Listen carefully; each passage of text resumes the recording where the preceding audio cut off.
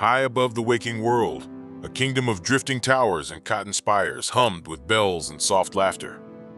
She was called the Cloud Princess, hair like moonsheen and eyes that held the slow drift of storms and song.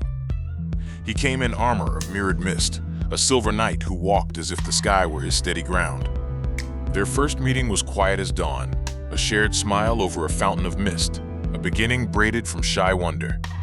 Around them danced small creatures of vapor and song, cloud sparrows and lanternfish that glowed like bottled stars. Yet beyond the pastel horizon a gray line gathered, a whispering edge that would test promises and polish courage. Days folded into soft afternoons as the princess wandered gardens of floating roses, and the knight watched, quietly devoted. His shared stories carried on breeze threads, silly jokes, old cloud lore, and wishes folded like paper boats into the wind. She confessed her fear of storms. He spoke of a promise engraved on his chest plate to guard what he loved. When a tiny cloud sparrow tumbled, the knight reached out and cupped it gently, and the princess's laugh was a small sunrise. They picnicked on a drifting terrace, bread like warm clouds and honey that shimmered with little notes of music. That evening they clasped hands and vowed to be each other's compass, come storm or stillness, skyward and homeward alike.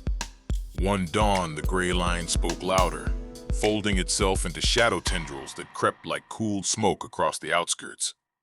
The princess watched the light thin and felt a tremor in the laughter of the lanternfish. Worry clouded her face. He knelt and took her hand, voice steady as a bell. "I will go where the shadow grows and bring back the light." Together they sought counsel with the cloud elders and a chorus of starlit creatures who hummed riddles about lost thunderhearts. The elders spoke of a sleeping storm titan whose loneliness had turned into a greedy gray. Its heart needed warmth, not blades. So they prepared, banners of soft light, flutes of wind, and the night's silver sharpened not to wound but to reflect hope. They set out at silver dawn, stepping onto bridges of condensed mist that sang beneath their feet with memory and song. Along the way, friendly creatures guided them. Lantern whales pulsing soft paths and cloud foxes painting footsteps in light. When shadows lunged like hands, the knight held the princess close and turned his armor until it became a mirror of dawn. She reached into the soft hollow of her chest where cloud magic slept and sang a lullaby that smelled faintly of rain. The storm titan stirred, eyes like thunderstones opening to a world that had once loved it. Confusion softened its rumble.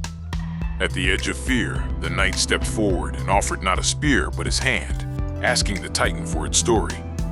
There was a long inhalation of wind, and then the titan remembered thunder as music and gave back a single great sigh of rain.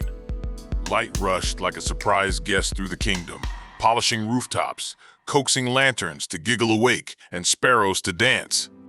Where the night had been dimmed by shadow, the princess pressed her palm and sang until his silver began to catch the sun again. The citizens of cloud and creature alike cheered not for a victory of blades but for the return of mercy and music. On the castle balcony they stood, the princess and her knight, framed by banners that fluttered like soft vows in the breeze.